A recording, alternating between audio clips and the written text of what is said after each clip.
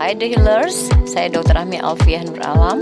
Simak diskusi sehat, health and lifestyle highlights. Health and Lifestyle Highlights. Love yourself that much to put health as your lifestyle priority. Join Health and Lifestyle Highlights with Dr. Ami Alfiah Nur Alam, specialist radiology consultant, and other guest speakers. Hosted by Indah Firdaus. Every Thursday, 7 to 8 p.m. Only on The Hills Radio. The Hills Radio. Halo, selamat malam The Healers. Balik lagi barengan gue Indah Firdaus dalam Health and Lifestyle Highlight. Seperti yang udah gue informasikan, lo bisa stay tune dari jam 7 sampai jam 8 nanti. Dan malam hari ini kita bakal ngebahas suatu topik yang terkait dengan topik di sebetulnya bulan lalu ya, bulan Oktober itu adalah Breast Cancer Awareness Month atau kita sebut juga dengan Month of Pink ya. Dan malam hari ini kita sudah menghadirkan Dr. Clement Dewanto, seorang spesialis bedah umum. Tentunya masih ditemani dengan moderator kita tersayang Dr. Ami. Yes, jadi The Healers bisa ikutan tanya jawab di 0811 829 839. Kita bakal ngebahas satu topik deteksi dini kanker payudara. Langsung kita sapa ya narasumber kita malam hari ini. Halo, selamat malam. Selamat malam. Oke, Dr. Clement dan Dr. Ami. Selamat malam, Dr. Ami. Selamat malam Mbak Indah. Oke. Lagi flu. Malam Dr. Clement. Tapi udah mendingan Dr. Ami. Mending sedikit. Udah sehat. Oke, silakan langsung Dr. Ami. Udah pakai baju pink ya, pas banget nih. Ya, selamat malam The Healers dimanapun berada. Semoga sehat selalu. 2 minggu kita nggak ketemu ya. Iya betul dok. Ini kita akan diedukasi oleh Dr. Clement Dewanto, spesialis bedah yang akan bercerita tentang apa sih itu kanker payudara, dan kita akan bahas deteksi dini ya Mbak Indah. Iya. Suaranya bergema. Iya, suaranya bergema Dr. Ami. Mbak Indah juga suaranya bergema. Oh ya? Sistem di sini.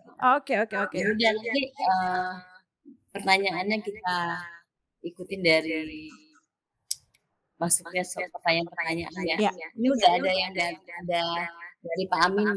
Iya betul, Pak Amin udah tanya ya. Oke. Ya, Mas Yano dan beberapa ibu-ibu udah nanyain. Ya. Silahkan Dr. Clement mau disapa dulu The Healers. Apaan kita buat Malam bagi pendengar The Healers, saya Dr. Clement, spesialis bedah di Tangerang. Hari ini saya mencoba sharing mengenai payudara ya, tumor payudara, dibantu Dr. Ami sebagai moderator. Semoga apa yang dijelaskan dapat membantu pemahaman ya, walaupun sedikit-sedikit di waktu yang singkat ini. Iya. Oke. Mbak Indah, sekarang kan statistik kanker payudara itu dan kanker serviks atau mulut rahim itu berlomba-lomba ya. Dulu nomor 1 tuh CA serviks, terus sudah menurun. Sekarang kanker payudara. Kira-kira penyebabnya apa itu dok? Kalau tumor kanker payudara ada 2 hal ya yang penting. Ada faktor resiko yang bisa dikontrol, ada yang tidak bisa dikontrol. Contohnya yang dikontrol itu adalah gender. Tentunya wanita lebih banyak dari pria. Lalu usia di atas 40 tahun, faktor resiko yang tinggi, lebih tinggi dibanding yang masih muda. Faktor genetik, faktor mens sebelum umur 12 tahun, lalu histori dari keluarga, apakah ada yang pernah terkena kanker, lalu apakah menopausnya di atas 55 tahun, dan yang terakhir adanya exposure pada radiasi. Nah itu yang tidak bisa dikontrol, sedangkan yang bisa dikontrol salah satunya adalah tidak mempunyai anak atau menikah lalu mempunyai anak pada usia lanjut, menyusui, harusnya menyusui namun dia tidak menyusui, lalu menggunakan hormon replacement terapi. Juga dia menggunakan makanan yang mengkonsumsi makanan yang mengandung processed food ataupun makanan berlemak, dan juga yang paling penting adalah obesitas. Itu faktor resikonya tuh. Ini banyak ya.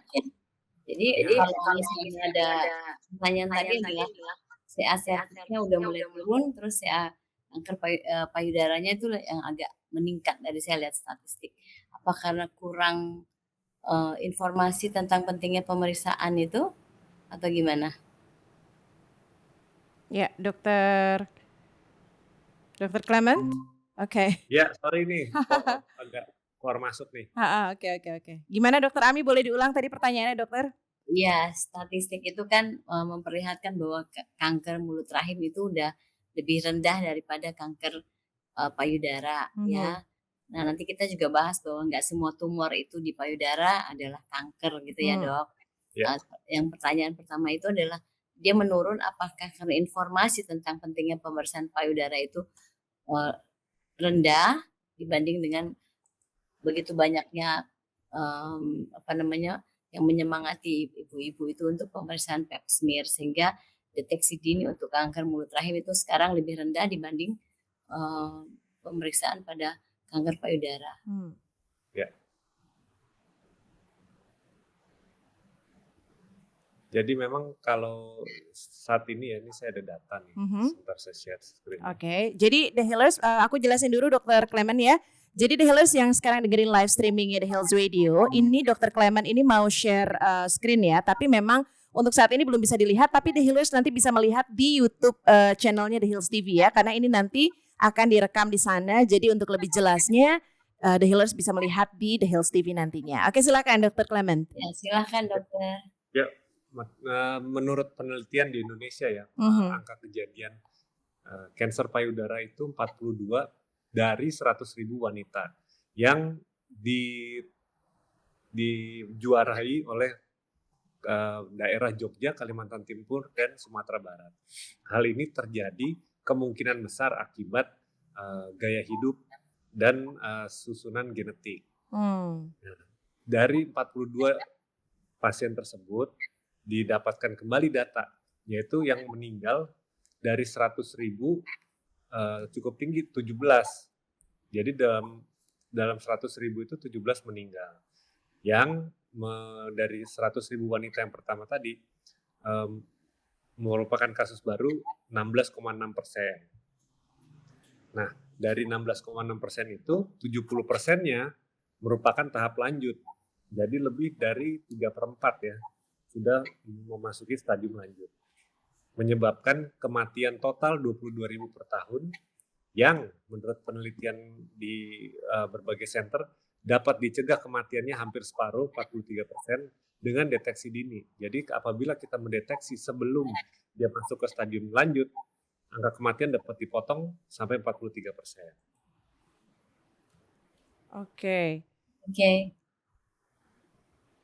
Lanjut, silakan Dok tentang tumor-tumor terjadi. Saya lanjut ya. Ya.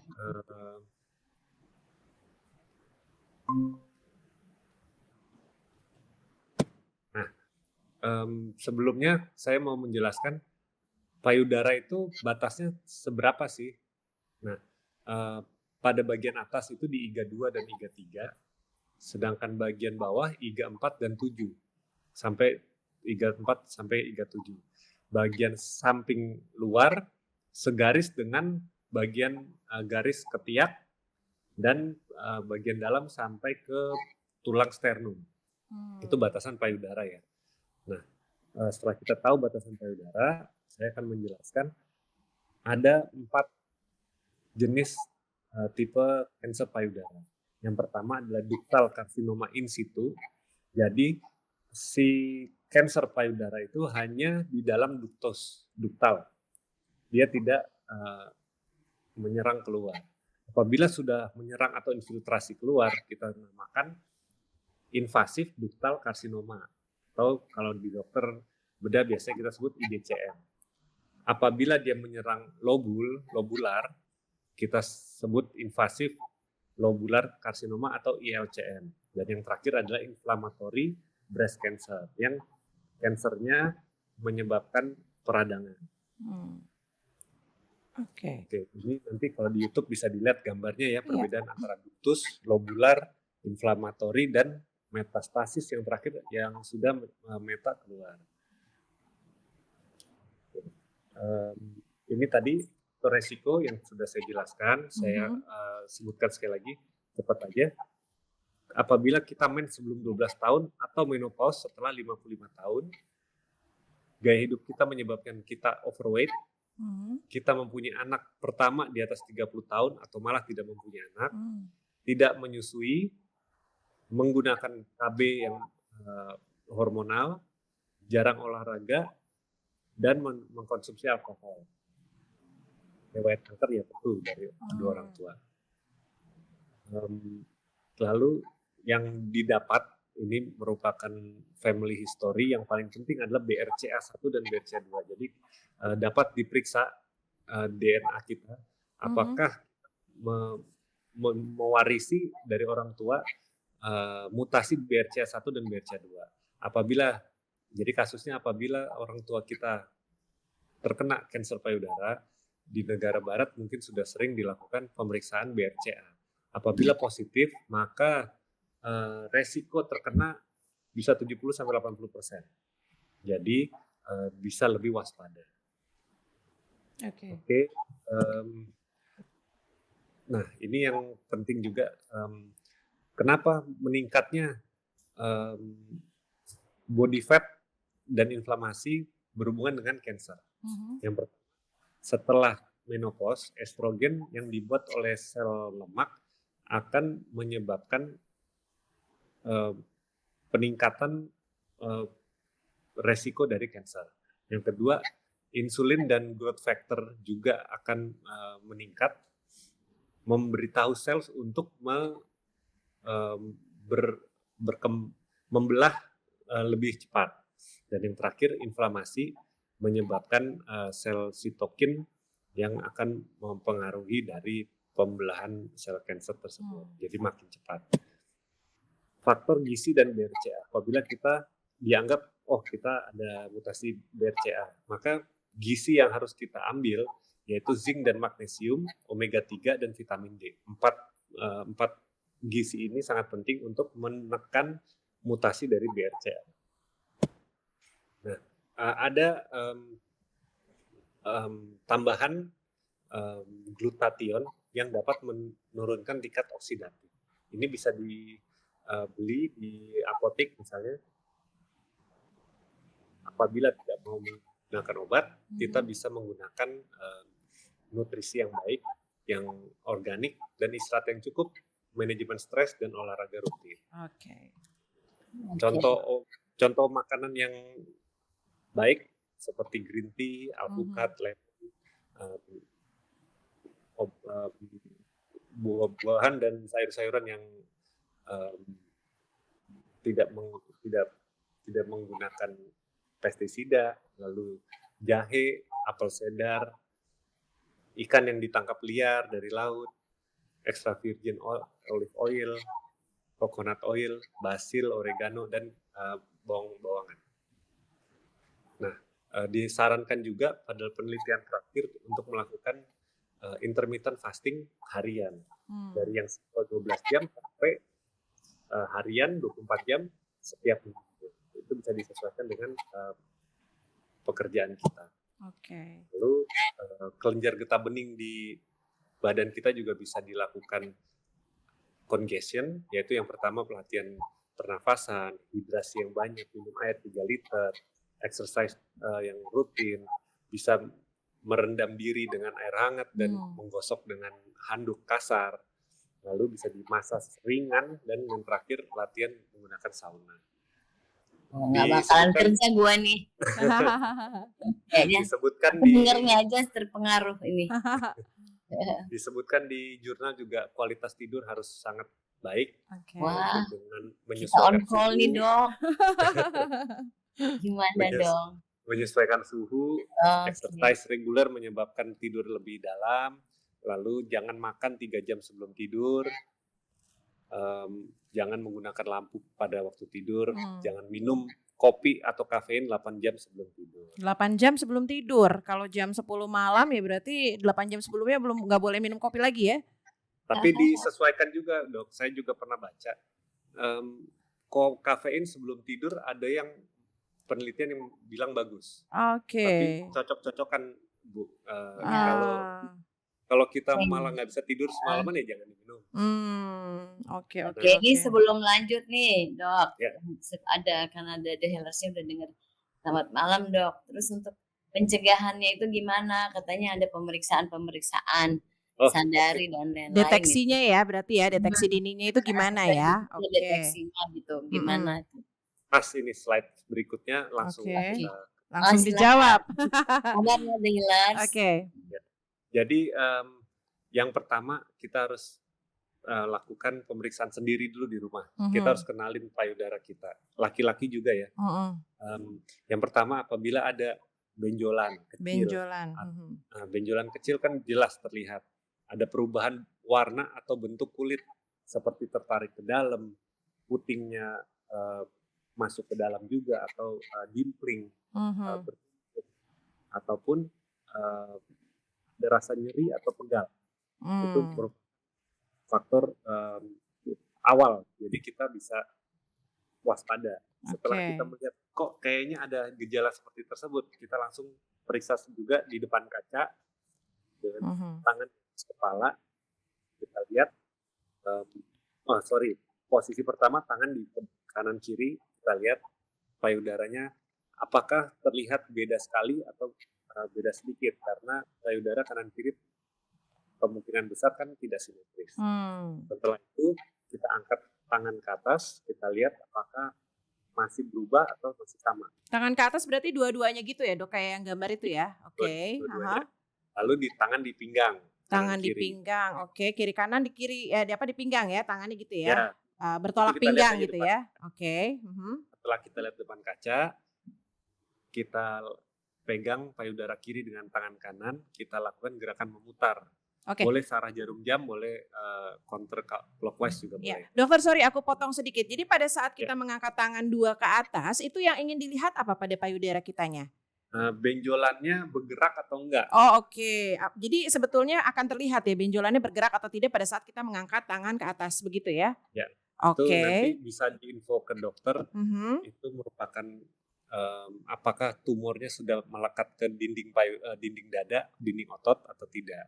Itu nanti dokter yang bisa menjelaskan lebih lanjut. Jadi kalau misalnya terlihat bergerak itu berarti berbahaya gitu ya, Dok ya? Kalau bergerak artinya masih mobile, kemungkinan lebih ringan. Oh, malah lebih ringan kalau dia masih mobile. Terus kalau misalnya tadi tangan yang di pinggang itu sama, ngelihatnya apa itu? Yang dilihat apa? Sama, kan pergerakannya aja. Oh, pergerakan. Berarti antara kita tangan ke atas sama tangan di pinggang itu nanti melihat pergerakan si benjolannya itu ya, apakah mobile atau tidak begitu ya? Dan payudara. Oke. Kalau kita gerakan tangan, benjolannya stay tapi payudaranya bergerak bisa juga. Oke, benjolannya stay tapi payudaranya bergerak. Itu tetap aja ya harus diinikan ya. Oke, berikutnya tadi yang memutar ya. Ya, diputar, kita raba. Biasanya sih suaminya kalau pasien datang ke klinik saya kan bilangnya, "Dok, kata suami saya ada benjolan nih." Biasanya suami lebih paham. Lebih merasa ya. Jadi kita harus sering meraba, memeriksa. Kalau kamu punya suami gimana dong? Oh iya, periksa sendiri. Periksa sendiri. Ya sendiri dong. Curcol. Oke, sendiri ya. Berarti yang gerakan memutar ya. Terus yang berikutnya apa, Dok? Sampai ke bagian bawah. Sampai ke bagian bawah. 3, 4, dan 7. Lalu kita pencet putingnya sedikit. Kita lihat ada cairan keluar nggak? Apakah ada cairan putih, ada cairan seperti nanah atau darah. Oke, dipencet ya. Si bagian putingnya bisa keluar cairan antara nanah atau darah. Yang ada posisi tiduran itu juga dilakukan tuh ya, Dok ya? Yang lie down ya? Posisi tiduran itu sama gerakannya. Memutar ya? Memutar. Tapi kan ini kita ceritanya lagi di kamar mandi ya. Nanti ke kamar boleh. Ke kamar boleh, tiduran di kamar, dilakukan lagi gerakan memutarnya begitu ya. Tapi ini dilakukan di depan cermin ya, Dok ya, supaya terlihat ya. Oh iya, kalau meraba nggak harus di cermin. Oke, ya. Nah, setelah kita raba, kita lihat gejalanya, kita udah cek, kelihatannya kok meragukan atau malah teraba, segera datang ke dokter. Boleh ibu-ibu atau bapak ke dokter bedah dulu boleh, atau langsung ke radiologi untuk melakukan pemeriksaan USG atau mamografi. Nah, ketemunya sama dokter Ami. Ya, Oke, ya. Berarti boleh ke dokter bedah, dokter Clement, atau enggak ke dokter radiologi, ke dokter Ami ya. Oke. betul. Lengkap nih Karena dokternya ada di sini. nah, Aha. karena kalau biasanya dokter bedah walaupun sudah teraba, dia pasti kirim ke dokter radiologi dulu untuk melihat scoring dari BIRATS. Keganasan dari benjolan di payudara. Oke, tingkat keganasan ya. Kalau rendah kemungkinan jinak, tata laksana langsung eksisi, langsung kita buang. Kalau Oke. misalnya BIRATS 4 ke atas, ada kemungkinan ganas kecil, ganas ringan atau kemungkinan besar ganas. Nah itu harus dibicarakan ke dokter bedahnya. Biasanya juga ada kerjasama antara dokter radiologi. Oke. Ini nanti yang akan dijelaskan lebih detail nih sama dokter Ami, tadi udah kasih sedikit bocoran ya tentang imaging ya dokter Ami ya. Bener ya? Nah, tapi ini nanti kita mungkin harus break dulu nih dokter Ami. Setelah ini dokter Ami akan menjelaskan tentang tadi udah di ada gejala gitu kan, terus bisa menemui dokter bedah atau dokter radiologi. Nah, apa sih yang dilakukan oleh dokter Ami nih ya sebagai seorang dokter radiologi ya? Nanti akan dijelaskan di Healers, kita akan balik lagi tentunya masih dalam Health and Lifestyle Highlights. Jangan kemana-mana, kita masih akan ngebahas tuntas nih tentang deteksi dini kanker payudara. Dan ini informasi bermanfaat banget deh Healers ya, jadi stay tune terus. Kita akan kasih satu lagu dari untuk Mas Kiano ya, dokter Ami ya. Ya. Oke, Mas Kiano ini lagunya sambil dinikmati. Terima kasih yang udah dengerin The Health Radio, stay tune terus, we'll be right back. This one is Tulus, hati-hati di jalan.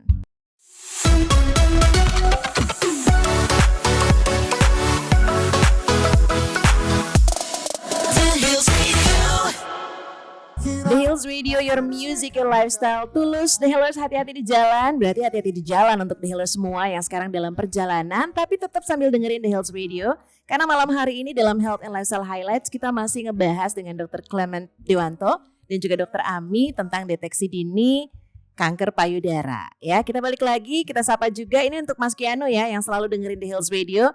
Dan ada juga Pak Amin ya, Dr. Ami ya. Ya, di Kendari. Oke, yes. Bu Rika ini masuk tadi. Ada Bu Rika. Dia bilang dia lagi stay tune. Stay tune ya, siap. Oke. Di Yogyakarta Bu Rika. Di Jogja ya. Oke, selamat malam Ibu Rika di Yogyakarta. Terima kasih udah stay tune. Oke, Dok, gimana Dok? Tadi ada pertanyaan berarti ya dari Pak Amin. Iya, dari Pak Amin. Untuk tumor payudara pada laki-laki yang tadi dokter sebutin juga bisa tumor payudara nggak cuma pada perempuan, pada laki-laki. Mendeteksi awalnya gimana katanya Dok. Terus ada masuk ke situ nggak Mbak pertanyaannya? Pak Amin ya ada. Kata ya tadi sama ciri-cirinya, tindakan awalnya gimana. Kemudian pertanyaan kedua, yang bisa memicu terjadinya kanker payudara pada laki-laki apa saja? Ya. Silakan Dok. Ya. Oke. Pertama pasti para laki-laki jadi ada dua, tumor dan ginekomastia. Biasanya bukan payudara, dada laki-laki akan menguncup ke depan. Biasanya laki-laki takut tuh, kenapa kok menguncup? Nah, langkah pertama setelah kita mengetahui adanya perubahan bentuk dada, kok bisa kita lihat dada laki-laki pada umumnya seperti ini, kok saya seperti itu, ada beda. Boleh ke dokter, boleh langsung USG atau ke dokter radiologi juga boleh. Apakah ini tumor, apakah merupakan suatu pembesaran kelenjar di dada atau ginekomastia. Nah, apa pemicunya? Yang pertama, faktor keturunan memegang peranan penting. Lalu pernah terpapar radio frekuensi yang cukup tinggi ya di bagian dada. Adanya obesitas pada laki-laki, biasanya usia lanjut tuh, usia di atas 40 tahun. Lalu yang merokok ada nggak? Gaya hidup merokok misalnya ya? Oh iya, itu otomatis. Pasti rokok selalu disalahin Dok untuk masalah begini. Oke. Yang terakhir terpapar hormon estrogen, misalnya pengobatan prostat ataupun bodybuilder yang menggunakan testosteron kan lebih pasti tinggi juga ya. menggunakan estrogen. Ya, gitu Oke, sih. oke. Jadi terpaparnya dengan hormon estrogen ya, gitu ya. Ya. Oke, sorry Dokter Ami sebelum dilanjut, aku penasaran dengan gejala menguncupnya ke depan kalau untuk laki-laki, apakah itu disertai dengan benjolan juga, Dokter Clement? Iya, kalau ginekomastia itu Heeh. bukan merupakan keganasan, Oke. namun dia kelenjar di dada itu membesar. Kelenjarnya Biasa- membesar. Ya, biasanya karena obesitas maupun hormon estrogen. Nah, Oke. itu bisa dipastikan dengan USG dulu. Oke. Karena kalau laki-laki nggak bisa mamografi ya dokter Ahli ya. Iya, kecuali dia pakai apalah ya yang dia mau lihat. Tapi enggak sih, biasanya juga kalau ada sih Dok beberapa pasien laki-laki yang menggunakan silikon gitu. Oh, iya. Ada. Oke, ya. Oke, berarti tadi dibawa ke USG atau radiologi gitu ya. Boleh dong dikasih bocoran sedikit nih Dokter Ami. Apa maksudnya setelah tadi dibawa ke dokter, terus kan dikasih ke dokter radiologi ya atau di USG begitu ya? Itu gimana tuh Dok? Kasih Iya, bocoran terima sedikit. kasih Mbak ini Dokter Clement izin. Sebelum saya sedikit menjelaskan tentang pemeriksaan di radiologi, ini baru masuk WA dari The Healers kita, Diatin di Perth, Australia. Hai Mbak Diatin. Selamat Asik ya dengan malam. ternyata kata Dokter Clement tuh aku harus meraba-raba lebih sering melakukan perabaan payudara. Iya, ini Mbak Diatin di Perth, Australia. Oke, jadi kalau biasanya pasien kan datang medical check up ya bisa langsung ya. Kalau misalnya ke dokter bedah tuh biasanya pasiennya ada perubahan 3, apakah perubahan lihat, rasa, dan raba. Nyeri saya atau puting susu saya seperti tadi yang dokter udah jelasin. Yang ketiga ya pasti perabaan ada apa. Nah, dokternya dokter bedahnya biasanya ya lakukan pemeriksaan itu dulu. Lalu untuk jelasnya kita kirim ya ke radiologi. Nah di radiologi itu kalau usia-usia muda banyakan sih jinak-jinak Mbak ya. Ini apa karena banyak makanan yang junk food gitu. Pemeriksaan USG atau ultrasound itu nggak nyeri ya, hanya menggunakan gelombang suara lalu akan terbentuklah ya bayangan ini bentukannya gimana. Kalau batasannya jelas, itu biasanya tumornya nggak mengkhawatirkan ya Dokter Clement. Kalau batasannya yang seperti matahari gitu, kayak ngeblur gitu ya, mencar-mencar gitu ya. Kita ini ya. Jadi nggak usah takut ya untuk datang pemeriksaan radiologi khususnya untuk USG karena akan menceritakan tentang ada apa sih di struktur payudara. Kalaupun juga ada benjolan tuh belum tentu satu keganasan ya Dokter Clement ya. Kemudian juga aman untuk wanita-wanita muda, aman untuk wanita yang sedang menyusui, aman untuk wanita yang udah menopause, pokoknya usia produktif sampai yang udah nenek-nenek juga ada. Karena nenek-nenek juga kalau ada benjolan yang biasanya lebih mengkhawatirkan gitu. Yang tadi dijelaskan. Nah, kalau ada yang mengkhawatirkan dari pemeriksaan USG, ultrasound itu, ya kita biasanya akan menyarankan ke dokter bedahnya, Dok, ini baiknya pemeriksaannya untuk mamografi gitu. Jadi nggak semuanya mesti mamografi.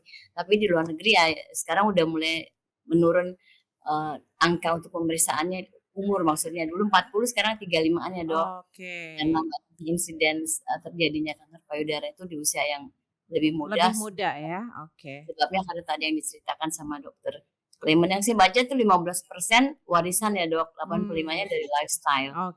Biasa. Ya gitu aja jadi yang lebih dan nanti kita jawab sesuai pertanyaan yang jadi tamu kan Dokter Clement.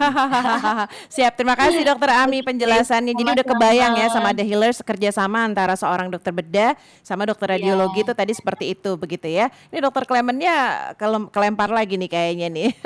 Tadi pertanyaan pertanyaan berikutnya apa Dok? Kenapa Dok? Oke, Dokter Ami berikutnya tadi pertanyaan dari siapa Dok yang setelah Pak Amin? Oh iya dia pernah terkena kanker payudara dan saat itu dia aman-aman aja. Pertanyaannya adalah dia nggak boleh seperti mama ya, apakah dia masih bisa lagi terkena atau recurrent kanker payudara? Ya, kebetulan nih kakak saya kena kanker payudara. Oke. Mertua Jadi saya itu juga luar biasa. mertua saya juga kanker payudara. Tapi semua akibat kesadaran dari pasien ya, sama support dari keluarga itu paling penting menurut saya. Support system. Kebetulan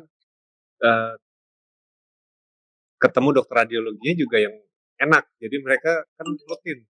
Saya sih selalu menginfo ke pasien kita harus rutin ke dokter radiologi tiap bulan sampai nanti kalau kayaknya aman ke dokter radiologi dengan dokter yang sama ya, jangan beda-beda.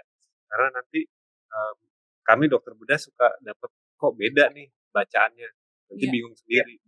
Kalau dokter radiologinya sama, kita bisa konsultasi. Biasanya kita telepon, dok ini gimana, ada pembesaran apa enggak?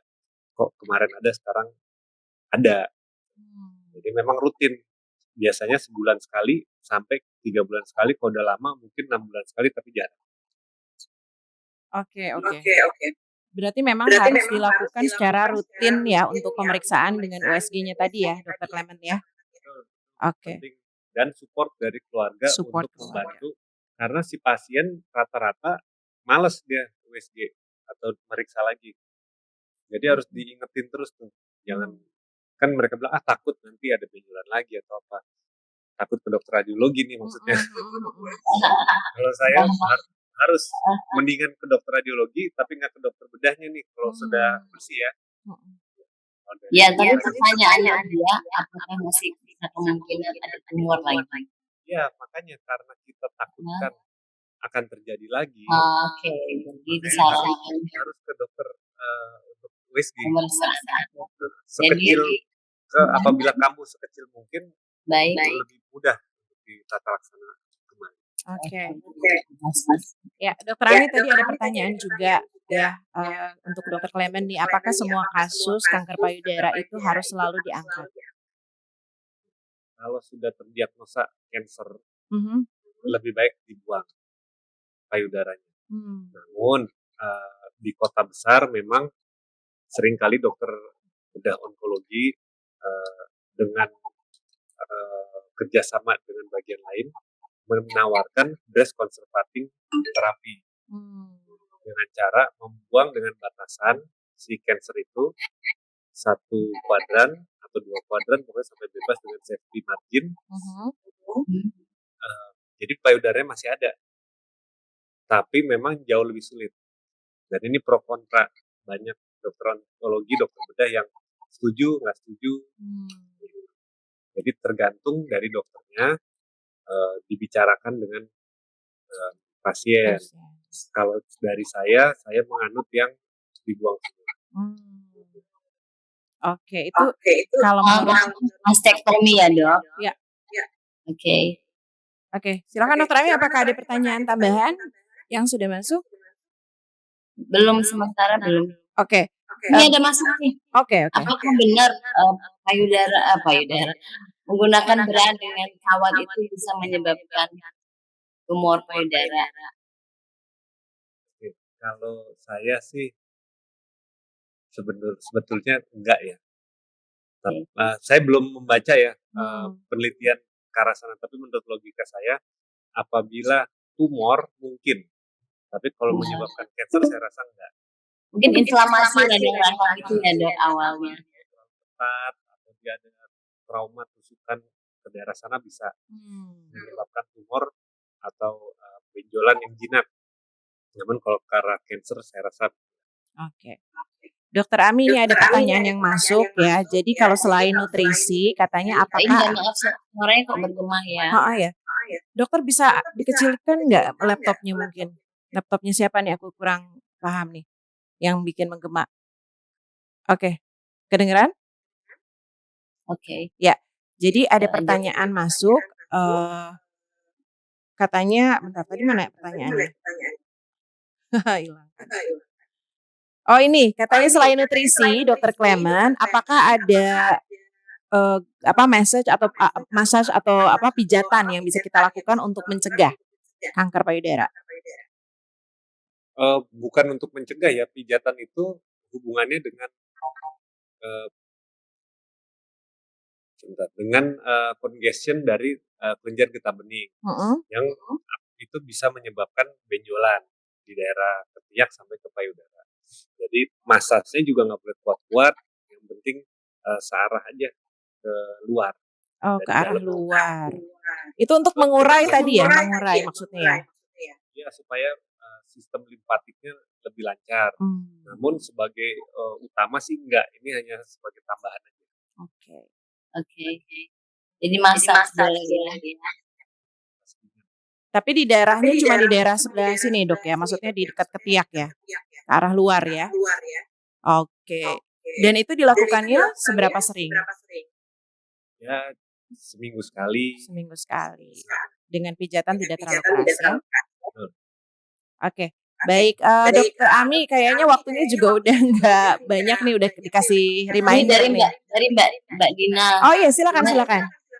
Dia rencana untuk pemasangan silikon. Adakah pemeriksaan dulu dilakukan sebelum melakukan pemasangan silikon payudara? Silikon payudara itu harus konsul ke dokter bedah plastik ya dok. Kalau saya bukan bidang saya nggak boleh jawab.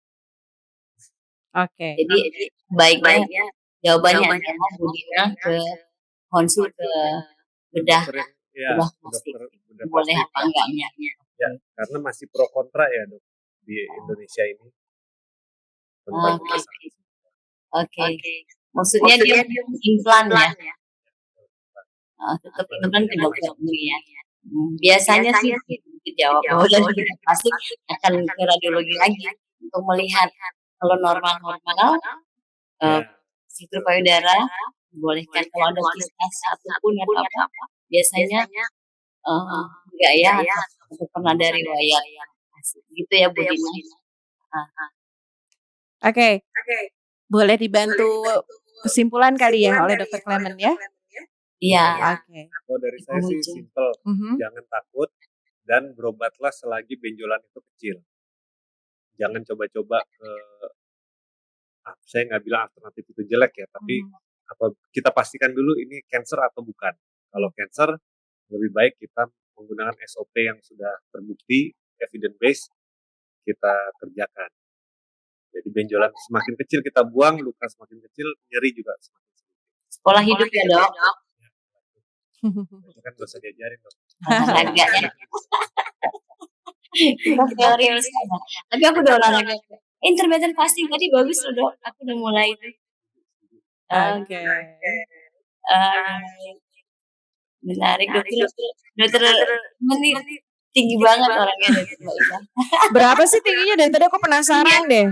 Dia begini deh, setengah daripada 2 kali dari aku. Aku juga. Wow, hampir 2 meter. 194. Ya kan, basket internasional. Luar biasa. Banget ya. Nanti kita undang lagi dok ya. Di topik yang lain. Ini kita dari ujung ya. Ya. Semoga perempuan Indonesia sehat-sehat, dijauhkan dari kanker payudara ya. Semoga sharing malam ini dari Dokter Clement bermanfaat untuk semua. Dokter Clement sehat selalu, sahabat keluarga. Mbak Indah sehat selalu. Iya, thank you Dokter Ami. Dokter Ami juga sehat selalu. Diatin Nila dan The Gangs yang di Australia. Selamat mendengarkan. Iya. Oke, terima kasih sekali lagi Dokter Ami dan Dokter Clement untuk sharingnya malam hari ini. Thank you so much, selamat malam ya. Oke deh Healers, kita ketemu lagi di hari Kamis depan ya untuk topik yang lebih seru tentunya di Health and Lifestyle Highlights hanya di The Health Radio. Jadi pastinya stay tune terus, only on the best streaming radio in Indonesia. Selamat malam semuanya, saya Indah Firdaus, Dokter Ami dan Dokter Clement, kita pamit dari Health and Lifestyle Highlights. Bye.